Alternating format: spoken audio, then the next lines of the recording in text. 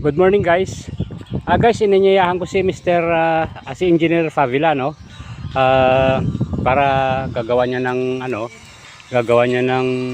plano itong garden ko. So, gusto ko kasi mangyari, engineer, gusto ko kasi mangyari dito, engineer, no? Yung yung mga silong na yan. Gusto ko kasi lahat yan tatamnan ko ng ng luya. Kasi ang luya maganda sa silong, no? So ang gusto ko lang ipapagawa sa is yung planning ng plotting, kasi gusto ko maganda ang design, no? So in-invite kita bilang engineer. So gusto ko kasi kahit papaano maganda rin yung view, no? So engineer, ano masasabi mo?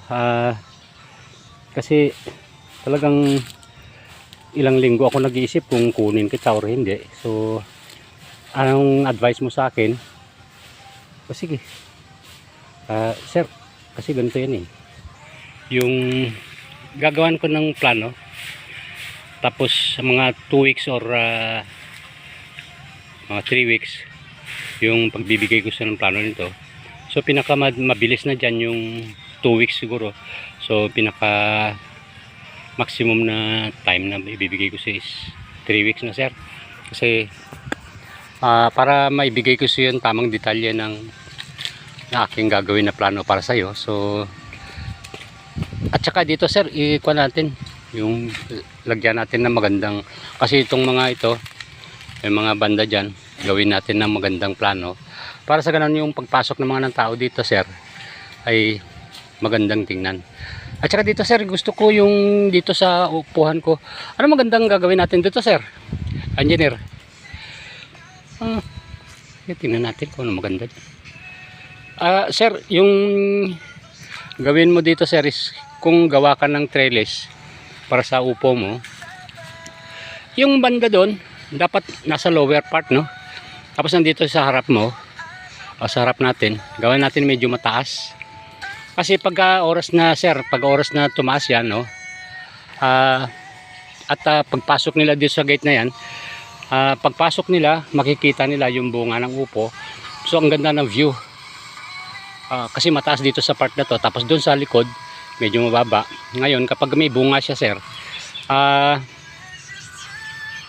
bali nagkakalambitin yung mga bunga. So matutuwa yung mga bisita mo, kasi nga yung mga bunga nagkakabit-kabit na. So malaking advantage din to, sir, pagka oras na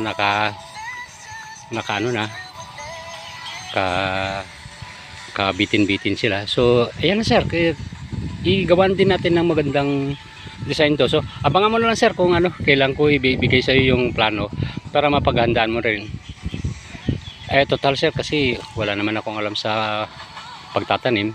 Iba naman yung ability mo, iba rin yung ability ko. So ikaw na lang bahala, sir, sa pagtatanim, no? At ako na lang bahala din sa plano mo.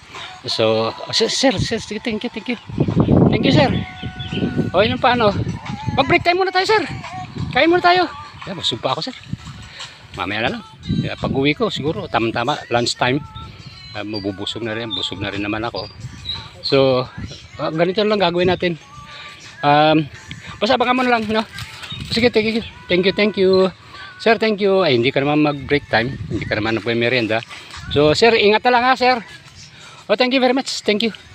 Okay, bye-bye. Ayan po ang mga kasama ko. So sana na-enjoy nyo itong video ko, kasi inimbitahan ko rin si Mr. Favila. Sir, magpapilala nga kayo. Hindi na, sir, kasi nakakaya naman. Basta importante, gawa na kayo lang ng plano. Sige, sir, thank you very much. Thank you very much. Bye-bye. Ingat ka, sir. Ingat. Okay, bye-bye.